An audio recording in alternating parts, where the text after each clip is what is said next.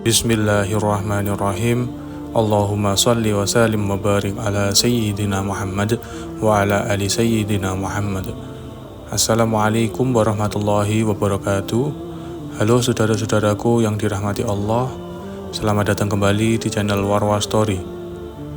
Pada kesempatan kali ini aku akan bahas tentang kejadian luar biasa, yaitu sejarah kelahiran Nabi akhir zaman, baginda Nabi Agung Muhammad SAW. Kisah ini diperoleh dan dikutip dari kajian Ustadz Khalid Basalamah MA.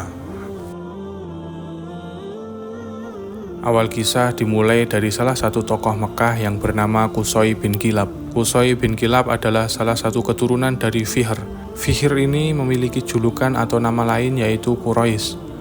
Perlu kita ketahui bersama, pada zaman dahulu apabila ada seseorang di negeri Arab yang memiliki kelebihan fisik, kepintaran, kekayaan, atau keturunan, maka akan dinisbatkan suku kepadanya.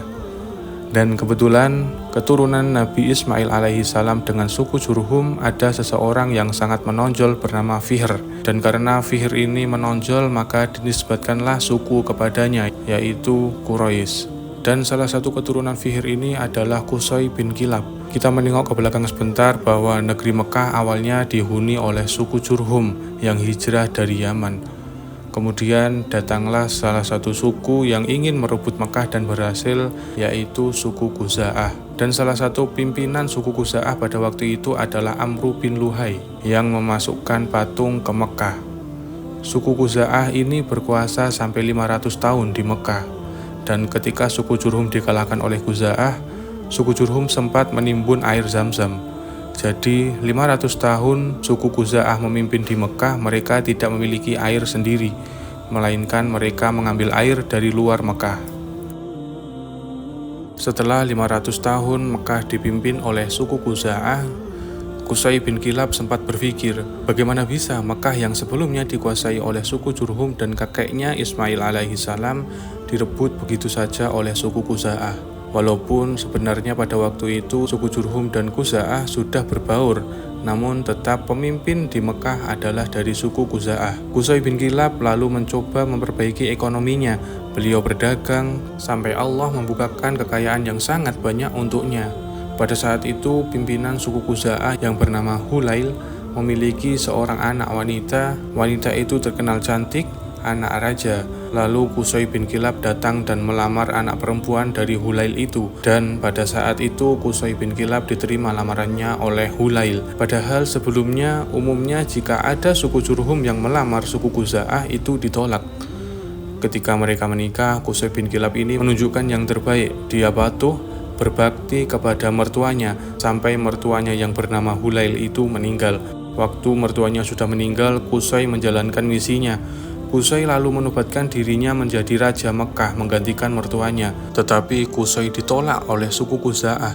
Dan pada akhirnya suku Khuza'ah dan suku Jurhum mengumpulkan pasukannya masing-masing dan terjadilah peperangan yang sangat besar. Banyak sekali pertumpahan darah dan korban pada saat itu.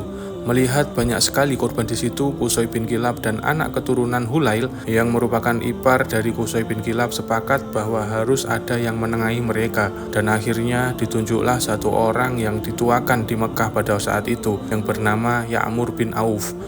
Kedua suku itu bersumpah dan sepakat apapun keputusan Ya'mur bin Auf harus diterima. Waktu itu Qusay menceritakan bahwasanya kisah Mekah ini berawal dari kakeknya yang bernama Ismail yang merupakan seorang nabi, dan Ismail menikahi seseorang dari suku Jurhum, dan itu keturunan kami yang membentuk komunitas di Mekah, kami yang membangun ekonominya, kami yang membangun Ka'bah. Semuanya diceritakan oleh Qusay bin Kilab. Kemudian anak keturunan dari Hulail, suku Khuza'ah, tidak berkata apa-apa karena memang dia hanya datang dan tidak ikut andil dalam hal apapun di Mekah. Kemudian Ya'mur bin Auf memberikan keputusan mutlak kepada mereka, yaitu seluruh Mekah dari kerajaan, kekuasaan, kepengurusannya untuk Qusay bin Kilab. Dan dengan keputusan ini, Qusay bin Kilab menjadi Raja Mekah, dan pada saat itu juga kerajaan yang sudah lama hilang selama 500 tahun dari keturunan Jurhum bisa dikuasai kembali oleh Qusay bin Kilab. Setelah Qusay bin Kilab menjadi raja, Qusay bin Kilab melakukan banyak perubahan di Mekah. Salah satunya adalah membangun sebuah tempat yang bernama Darun Nadwa. Tempat ini sangat luas dan besar yang digunakan untuk berbagai hal di Mekah, seperti pertemuan orang-orang Mekah, pertemuan tokoh-tokoh Mekah, sampai pernikahan orang Mekah tidak boleh dilakukan selain di Darun Nadwa ini. Anak yang baru lahir juga harus dibawa ke Darun Nadwa. Dengan demikian, Darun Nadwa ini menjadi simbolnya Mekah pada saat itu. Qusay bin Kilab pada saat sudah mulai tua memperhatikan anak-anaknya. Anak pertamanya yang bernama Abduddar dan anak yang kesekian yang bernama Abdu Manaf. Biasanya ketika seseorang menisbatkan nama, biasanya menggunakan nama anak pertamanya. Karena anak pertama dari Qusay adalah Abduddar, jadi Qusay bisa dipanggil dengan Abu Abduddar. Namun Abduddar ini orangnya lemah secara fisik, tidak memiliki kepintaran, keterampilan, sehingga tidak memiliki kedudukan di tengah masyarakat. Sedangkan adik-adiknya yang bernama Abdu Manaf ini sangat menonjol sekali. Dengan demikian, Qusay ingin anaknya yang bernama Abduddar memiliki kedudukan. Sebelum wafat, Qusay menulis sebuah surat wasiat yang berisi, "Ketika saya sudah meninggal, semua kerajaan, kepengurusan Mekah ada di tangan Abduddar." Dan singkat cerita, ketika Qusay wafat, dibukalah surat itu dan semua anaknya patuh kepadanya. Akhirnya Abduddar menjadi raja pada saat itu. Singkat cerita, Abduddar meninggal dan anak dari Abduddar ingin menjadi raja untuk melanjutkan perjuangan dari ayahnya. Namun anak dari Abdu Manaf tidak setuju. Keturunan dari Abdu Manaf berkata bahwa ayah kalian Abduddar dipilih kakek kami karena tidak memiliki kedudukan dan sekarang sudah dikasih kedudukan kepadanya. Lalu sekarang sudah selesai, maka kedudukan itu tidak bisa kembali ke kalian. Ini harus dibagi rata. Sampai mereka hampir perang pada saat itu. Dan akhirnya ditunjuk lagi seseorang penengah untuk menengahi perkara mereka. Dan kesimpulan dari penengah itu adalah kekuasaan Mekah dibagi. Pembagiannya adalah khusus keturunan dari Abdu Manaf mengurus semua urusan yang berkaitan dengan jamaah haji, sementara keturunan dari Abduddar mengambil alih kepengurusan Ka'bah dan Darun Nadwa. Abdu Manaf memiliki beberapa keturunan yang diantaranya bernama Hashim dan Muthalib. Hashim ini memiliki keturunan yang bernama Syaibah, dan ketika Hashim wafat, Syaibah ikut dengan ibunya. Syaibah hidup di dalam perkampungan ibunya. Lalu ketika itu Muthalib datang ke perkampungan untuk menemui Syaibah dan ibunya. Lalu Muthalib berkata, ayah dari Syaibah ini adalah Hashim yang sudah wafat. Namun Syaibah merupakan keturunan dari Qusay bin Kilab, seorang raja di Mekah. Seharusnya Syaibah tidak ditinggalkan di perkampungan sini. Mari ikut dengan saya ke Mekah, siapa tahu di sana Syaibah memiliki kedudukan di Mekah. Tetapi ibunya tidak mengizinkan Syaibah untuk pergi ke Mekah dan terjadilah percecokan antara ibunya dan Muthalib pada saat itu. Dan akhirnya ibu dari Syaibah menyuruh Syaibah untuk memilih mau ikut dengan ibunya atau ikut dengan Muthalib ke Mekah. Akhirnya Syaibah memilih untuk ikut Muthalib ke Mekah dan mereka pun pergi dari perkampungan itu ke Mekah dengan naik unta. Muthalib yang dikenal pada saat itu sebagai orang yang suka membeli budak, ketika keluar masuk Mekah, Muthalib biasanya membawa budak baru.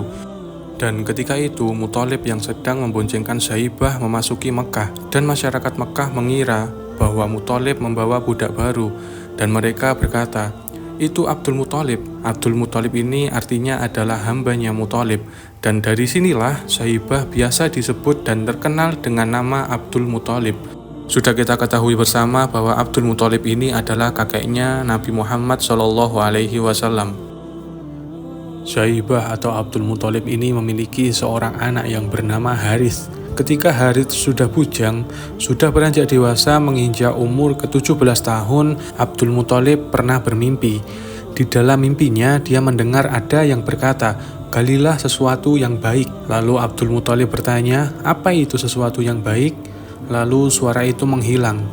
Di hari kedua, Abdul Muthalib mimpi lagi mendengar ada yang berkata, "Galilah sesuatu yang baik, yang bermanfaat." Lalu Abdul Muthalib menjawab, "Hal yang baik itu apa?" Kemudian hilang lagi suara itu. Di hari yang ketiga, Abdul Muthalib bermimpi lagi ada yang berkata, "Galilah sesuatu yang terjamin."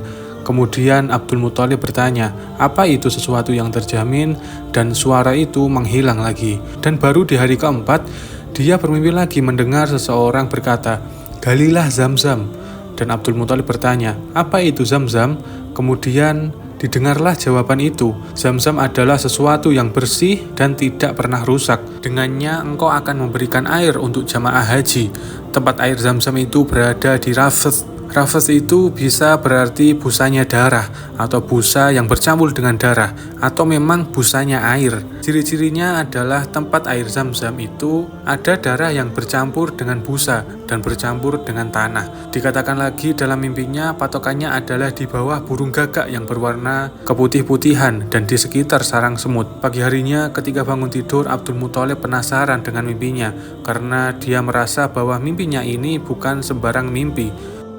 Akhirnya Abdul Muthalib membawa cangkul pergi ke sekitar Ka'bah. Dia hanya menebak bahwa tempat yang dimaksud dalam mimpinya itu ada di sekitar Ka'bah, karena tidak ada tempat yang lebih agung daripada Ka'bah ini.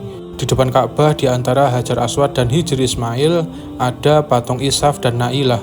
Isaf dan Nailah ini merupakan laki-laki dan perempuan yang berzina di depan Ka'bah, yang kemudian dikutuk menjadi batu oleh Allah Subhanahu wa Ta'ala. Singkat cerita, ada salah satu suku dari Mekah yang menyembelih sapi di antara patung Isaf dan Nailah ini. Hal itu diperhatikan oleh Abdul Muthalib. Ketika sapi disembelih, darahnya ngucur dan darah itu berbusa mengalir ke tengah-tengah antara patung Isaf dan Nailah. Karena di situ ada semacam cekungan yang akhirnya darah yang mengalir berkumpul di situ dan bercampur dengan tanah. Abdul Muthalib merasa ini adalah isyarat yang pertama seperti yang ada dalam mimpinya. Kemudian dia dekati tempat itu dan tiba-tiba ada burung gagak berwarna hitam dengan ada putih-putihnya yang mengepakkan sayapnya dan mematuk di sekitar darah itu. Betul saja, itu seperti isyarat kedua seperti yang ada dalam mimpinya.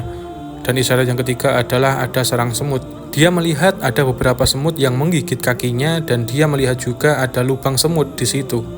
Kemudian Abdul Muthalib bilang kepada anaknya yang bernama Harith, "Harith, saya akan menggali di sini. Siapapun, jangan sampai ada yang mengganggu saya." Ketika Abdul Muthalib mengangkat cangkulnya karena berada di dekat Ka'bah, maka Abdul Muthalib menjadi perhatian orang di sekitarnya. Tokoh-tokoh Quraisy bertanya kepada Abdul Muthalib, "Apa yang kamu lakukan?" Abdul Muthalib pun menyuruh anaknya Harith untuk mengalihkan mereka agar tidak mendekati dan mengganggu Abdul Muthalib. Akhirnya Abdul Muthalib terus mencangkul sampai cangkulnya menyentuh bibir sumur Zam-Zam itu, dan dengan kuasa Allah airnya muncrat keluar. Melihat hal itu, Abdul Muthalib langsung mengucapkan Allahu Akbar. Kemudian tokoh-tokoh Quraisy kaget dan datang mendekati Abdul Muthalib dan ia berkata, "Hei Abdul Muthalib, air ini milik kita bersama." Abdul Muthalib pun langsung menjawab, "Bagaimana bisa milik bersama? Saya yang mimpi, saya yang mencangkul, dan saya yang dapat kok bisa jadi milik bersama." Terjadi perdebatan antara Abdul Muthalib dan tokoh Quraisy. Lalu mereka sepakat untuk memanggil hakim untuk menengahi perkara tersebut. Pada saat itu mereka tidak lagi datang ke Ya'mur, melainkan mereka datang ke dukun Bani Sa'idah. Ada satu dukun wanita dari Madinah yang memang saat itu sangat disegani karena pada saat itu dukun-dukun memiliki pengaruh yang sangat luar biasa. Akhirnya pergilah Abdul Muthalib bersama dengan tokoh-tokoh Quraisy ke Madinah untuk menemui dukun tersebut. Sesampainya di Madinah ada kabar bahwa dukun tersebut sedang berada di Khaibar. Mereka memutuskan untuk pergi ke Khaibar untuk mencari dukun tersebut. Dan karena jarak Madinah ke Khaibar itu yang cukup jauh, di tengah perjalanan mereka kehabisan air. Orang-orang Quraisy kecuali Abdul Muthalib sepakat mengatakan, "Kayaknya kita pasti mati di sini nih. Jika kembali ke Madinah akan mati di tengah jalan. Melanjutkan ke Khaibar juga belum jelas, kita pasti akan mati juga. Lebih baik kita gali kubur saja." Jadi dari sekian orang yang di situ, mana yang mati duluan, dia dikubur oleh temannya, sampai nanti minimal cuma satu orang yang mati tidak terkubur. Lalu Abdul Muthalib berkata, "Ini ide yang kurang tepat. Masa kita menyerah? Ayo coba kita cari lagi." Mereka menjawab, "Percuma saja, kita mau kemana?" Akhirnya Abdul Muthalib naik ke untanya. Ketika untanya bergerak, keluarlah mata air dari pijakan kaki untanya tersebut. Akhirnya mereka semua meminum air tersebut dan orang-orang Quraisy berkata, "Demi Allah, sungguh yang telah memberi air di sini adalah Allah Subhanahu wa Ta'ala. Dia yang telah memberimu air Zam-Zam, dan air Zam-Zam adalah milikmu, hai Abdul Muthalib." Dan dari sinilah air Zam-Zam merupakan milik Abdul Muthalib, dan Abdul Muthalib merupakan keturunan dari Abdul Manaf, yang memang pada dasarnya memiliki tanggung jawab untuk mengurus, memberi makan dan minum jamaah haji, sehingga mereka tidak mengambil air lagi dari luar karena mereka sudah memiliki mata air sendiri, yaitu mata air Zam-Zam. Setelah itu kembalilah mereka ke Mekah, dan pada waktu itu juga Abdul Muthalib secara tidak langsung dinobatkan menjadi raja di Mekah. Abdul Muthalib pada saat itu mulai naik kedudukannya, namanya menjadi tambah baik, dan memang orangnya terkenal sangat dermawan. Semua boleh minum air zam-zam atas izin Abdul Muthalib, tetapi gratis, tidak membayar. Abdul Muthalib mulai berpikir waktu dia memiliki anak satu yang bernama Harith. Kayaknya Harith bakal kerepotan, tidak ada yang bisa membelanya, dan biasanya seorang raja salah satu kebanggaannya yaitu memiliki banyak anak. Maka dari itu Abdul Muthalib bernazar kepada Allah Subhanahu wa taala, apabila Allah mengaruniakan anak laki-laki yang berjumlah mencapai 10, maka Abdul Muthalib akan menyembelih salah satunya di depan Ka'bah yang dikorbankan untuk Allah Subhanahu wa taala. Akhirnya seiring jalannya waktu, subhanallah, Abdul Muthalib memiliki 16 anak, 10 laki-laki dan 6 perempuan. Dari 10 anak laki-laki tersebut, ada 6 yang meninggal sebelum fase kenabian Nabi Muhammad SAW, dan ada 4 yang mendapatkan fase kenabian Nabi Muhammad SAW. 6 anak yang meninggal sebelum masa kenabian adalah Harith, Diror, Hijir, Muqaddam, Zubair. Dan yang keenam adalah Abdullah, ayah Nabi Muhammad SAW. Abdullah ini merupakan anak bungsu dari Abdul Muthalib, yaitu anak yang ke-10. Sedangkan 4 anak Abdul Muthalib yang hidup sampai masa kenabian dibagi menjadi 2 beriman dan yang 2 kafir. Yang beriman adalah Hamzah dan Abbas, dan 2 orang yang kafir adalah Abu Thalib dan Abu Lahab. Sedangkan 6 anak perempuan adalah Sofiyah, Ummu Hakim, Atikah, Umaymah, Arwa, dan Barroh. Sesuai dengan nadarnya, Abdul Muthalib datang ke dukun lalu berkata, "Acaklah nama anak-anak saya yang laki-laki. Siapa yang namanya keluar, maka akan saya korbankan. Dan kalau nama Abdullah selamat, maka saya akan langsung eksekusi." Karena Abdullah merupakan anak bungsu dan anak kesayangan Abdul Muthalib. Akhirnya diambil batu dan keluarlah nama Abdullah. Abdul Muthalib merasa sangat berat dan akhirnya bermusyawarah dengan anak-anaknya. Dan anaknya berkata, "Tidak apa-apa ayah, acaklah lagi." Lalu diacaklah yang kedua kalinya sampai ketiga kali, keluarnya adalah nama Abdullah. Akhirnya dibawalah Abdullah di depan Ka'bah, ditaruh di atas batu, tangan dan kakinya diikat lalu akan disembelih. Hal ini menarik perhatian orang-orang Quraisy yang ada di sekitar Ka'bah. Kemudian mereka datang menghampiri Abdul Muthalib dan bertanya, "Apa yang kamu lakukan ini, hai Abdul Muthalib?" Abdul Muthalib pun menjawab dan menceritakan, "Aku telah bernadar kepada Allah. Jika Allah memberi keturunan anak laki-laki mencapai 10 keturunan, maka akan aku sembelih salah satunya untuk berkorban kepada Allah Subhanahu wa taala. Dan aku sudah acak nama dari 10 anak laki-lakiku, dan ternyata munculnya adalah nama Abdullah." Orang-orang Quraisy berusaha menahan dan menarik-narik Abdul Muthalib agar tidak menyembelih Abdullah, sampai akhirnya kuping Abdul Muthalib terluka. Orang-orang Quraisy pun berkata kepada Abdul Muthalib, "Wahai Abdul Muthalib, sadarlah, kalau kau lakukan ini sedangkan engkau adalah tokoh masyarakat di Mekah, maka ini nanti bisa menjadi tradisi. Orang yang memiliki 10 anak akan disembelih 1, dan apa kenikmatannya jika punya 10 anak lalu disembelih? Jangan dilakukan, mari kita berhukum." Akhirnya mereka memutuskan untuk mencari hakim untuk menengahi perkara ini. Mereka kembali ke dukun wanita dari Madinah itu, dari Bani Saidah, yang dulu belum sempat ketemu karena dukun tersebut sedang pergi ke Khaybar. Namun kali ini mereka dapat bertemu dengan dukun wanita tersebut di Madinah. Singkat cerita, Abdul Muthalib menceritakan semuanya kepada dukun wanita itu, dan dukun itu pun bertanya kepada Abdul Muthalib, "Berapa dendanya orang Mekah Quraisy jika ada yang membunuh?" Abdul Muthalib pun menjawab 10 ekor unta. Dukun itu menjawab lagi, "Ambil batu, tulis nama Abdullah dan tulis 10 ekor unta di batu yang lain. Kemudian tutup dan acak batu tersebut. Jika ternyata yang keluar Abdullah, agar Abdullah selamat, maka tambah 1 lagi dan tulis 10 ekor unta. Lalu acak lagi sampai yang keluar bukan nama Abdullah." Dan ternyata sampai 10 kali, jadi ada 10 batu, 1 tertulis nama Abdullah, dan 9 lainnya tertulis 10 unta, dan ternyata yang keluar tetap nama Abdullah. Abdul Muthalib masih kurang puas, lalu mencoba mengacak lagi. Yang ke-11 kalinya, ini yang keluar adalah unta, bukan nama Abdullah lagi. Dengan demikian, Abdul Muthalib berkata, "Baik, jika seperti itu, aku akan menyembelih 100 ekor unta." Dengan demikian, Abdullah selamat dari penyembelihan. Dan Nabi Muhammad SAW berkata dalam sebuah hadis yang artinya, "Saya merupakan keturunan dari 2 orang yang hampir disembelih, yaitu Ismail oleh ayahnya Ibrahim dan Abdullah oleh ayahnya Abdul Muthalib."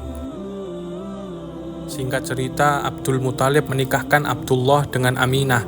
Ketika sudah menikah, seiring dengan berjalannya waktu, Aminah hamil, dan ketika Aminah hamil ini, Aminah bermimpi bahwa anak di dalam kandungannya memancarkan cahaya yang menyebar sampai ke seluruh muka bumi.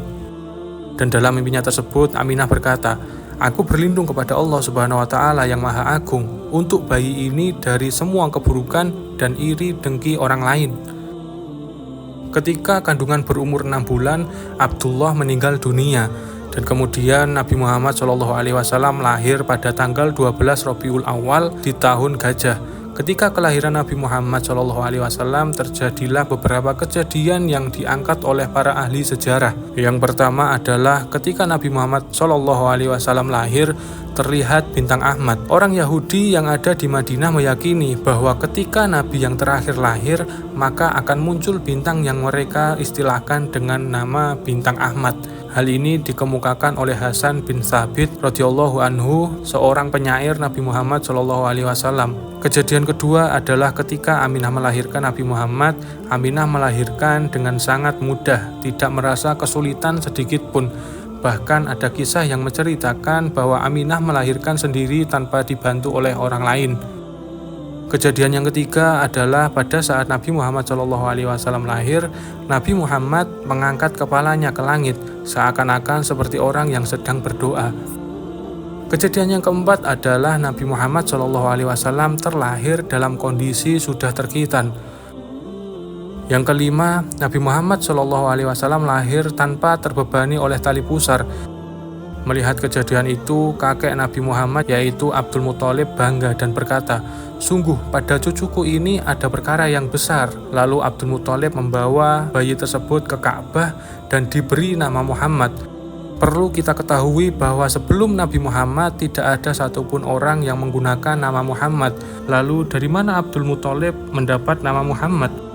Dikisahkan jauh sebelum kelahiran Nabi Muhammad, Abdul Muthalib pernah jalan-jalan ke negeri Syam dengan 3 sahabatnya yang bernama Sulaiman bin Mujazi, Hulail bin Hajij, dan Imran bin Robi'ah. Ketika sampai di negeri Syam, ada pendeta Nasrani menemui mereka dan berkata, "Kalian dari mana?" Abdul Muthalib pun menjawab, "Dari kota Mekah, Jazirah Arab." Kemudian pendeta itu berkata, "Sesungguhnya dari kota kalian nanti akan keluar nabi terakhir, dan nabi terakhir itu bernama Muhammad." Abdul Muthalib bertanya, "Dari mana kalian tahu itu semua?" Lalu pendeta itu menjawab, "Dari kitab kami, Injil." Maka keempat orang ini sepakat bahwa nanti memiliki anak atau cucu, maka akan diberi nama Muhammad. Dan dari keempat orang itu, Abdul Muthalib dan 3 sahabatnya, yang pertama kali memiliki cucu adalah Abdul Muthalib, dan itulah Nabi Muhammad SAW. Maka dia mengangkat bayi Nabi Muhammad SAW dan keliling Ka'bah dengan berkata, "Anak ini memiliki perkara yang besar. Aku memberinya nama Muhammad. Aku memberinya nama Muhammad." Terus berkata seperti itu. Selanjutnya, kejadian yang keenam adalah goncangan istana Kisra di Persia dan rubuhnya 14 teras istana. Seorang dukun atau peramal dalam istana tersebut berkata, "Goncangan istana ini karena hari ini lahir seorang nabi, dan runtuhnya 14 teras ini menandakan bahwa Raja Persia tinggal 14 saja." Selanjutnya, kejadian yang ketujuh adalah padamnya api sesembahan di negeri Persia dan tidak dapat dinyalakan kembali. Kejadian yang kedelapan adalah hanyut dan hilangnya air sungai Sawa, di mana sungai ini dianggap keramat dan diyakini oleh orang Persia merupakan sungai yang sangat luar biasa. Ketika ada yang mati, dibakar lalu abunya dibuang di situ. Dan ketika Nabi Muhammad SAW lahir, sungai tersebut hilang dan tidak ditemukan kembali. Itulah sejarah kelahiran Nabi Muhammad SAW. Saudara-saudaraku yang dirahmati Allah, marilah kita perbanyak membaca sholawat agar kita diakui sebagai umat Nabi Muhammad SAW dan kelak kita akan mendapatkan syafaatnya di hari kiamat. Amin amin ya rabbal alamin. Cukup sekian dulu kisah yang dapat aku sampaikan. Sampai jumpa di kisah-kisah yang selanjutnya. Wassalamualaikum warahmatullahi wabarakatuh.